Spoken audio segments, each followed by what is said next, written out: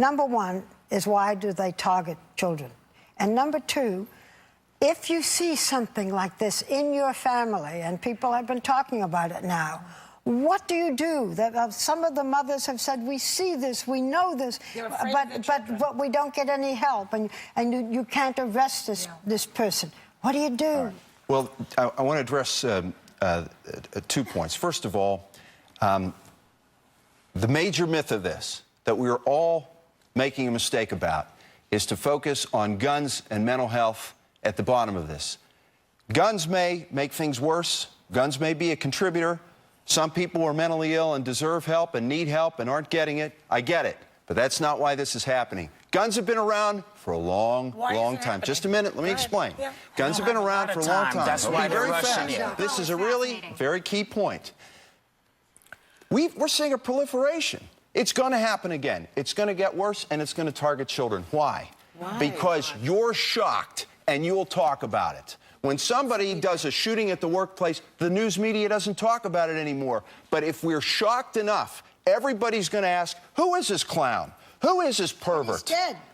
But that's not the point. The point is that he has decided that he wants to have a legacy which is given to him by tremendous interest in him and what he is about. So shock is the reason, and also these individuals know the bigger the body count, the more likely there's news media coverage. What is it about small children?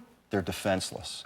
They're defenseless. And that's why a person takes a high-caliber automatic weapon, because you can kill more, and because the children are defenseless, and so we will give them relevance. Doctor, we want you to stick with us if you can. We're going to be right back with more on this.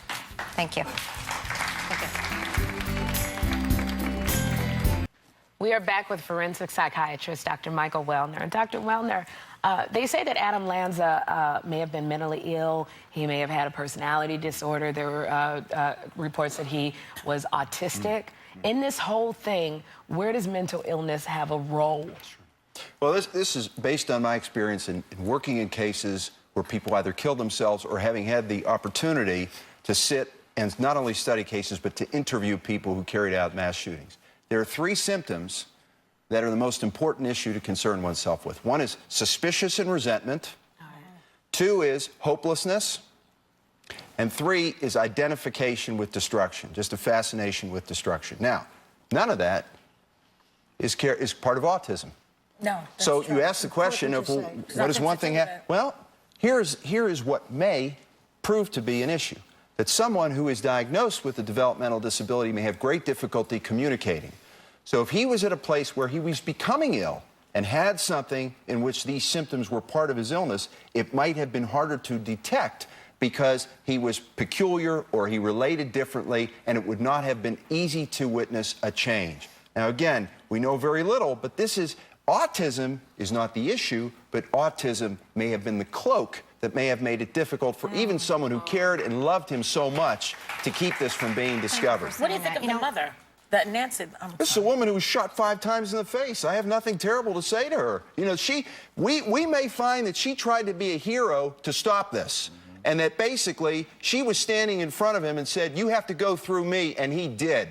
And so I think we need to respect the dead. That's my position on that. So why, I mean, we spoke with Chris about this earlier, too.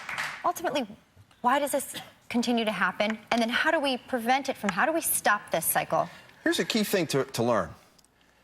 Again, this is a phenomenon that's exploded over the past 20 years or so. So why? Because guns and mental health have been around for much longer than we're much more sophisticated about mental health. There's 2 key ingredients. 1 is a 24-hour competitive news cycle that can take people from being completely anonymous in a celebrity-driven culture, which really distinguishes America, and make them larger than life. And so that's one ingredient. The other is we've become better at making escapism perfect.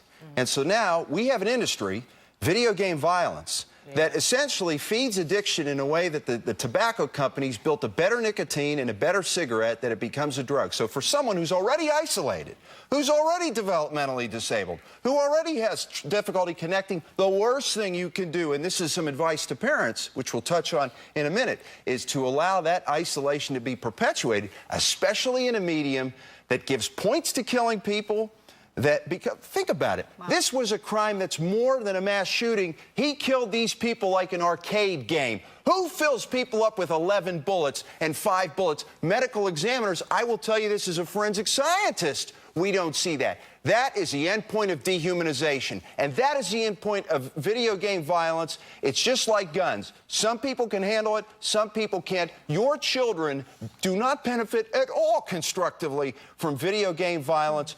Stop allowing your kids access, just as you wouldn't give them access to cocaine. And about talking to the kids. well, I want to end, or at least make an optimistic note. I can tell you unreservedly, and this is based on experience, I can't say this about all homicide. Mass homicide is a social phenomenon. It will get worse, and it can be totally eliminated, and each of us can make a difference. How? Example. How? Okay, parents, teach your children at the beginning to take personal responsibility. If they don't start blaming others, they'll never get there. Teach your children resilience when they're hopeless. Teach them that some people get up. Teach them that some people will go forward. Keep them away from video game violence. Also, keep it out of the house, because sometimes Keep it it's out the of the house. parents That's who are exactly playing these right. games and they play with their kids. Just Agreed, wanted to say. 100%. Okay. Don't pay for violence. Why should you be paying money for your children to see a violent movie? If you take the economy out of the violence industry, you will extinguish it. Right. You will extinguish it. They're simply feeding the beast. Second, what can neighbors do? What can neighbors do? Give an example of supporting strangers. Model empathy, because kids may not get it in their own home. If you teach people how to have regard for someone who's struggling, again, keep in mind these are individuals who are crawling into the cracks. Next, what can teachers do? Apart from teaching your kids resilience, teach them to value creativity, teach them to value volunteerism as how you gain structure. Because if people are creating and they're valuing creativity, they are not destroying. Dr. Welner, thank you so much for those tips. We want to thank Dr. Michael Welner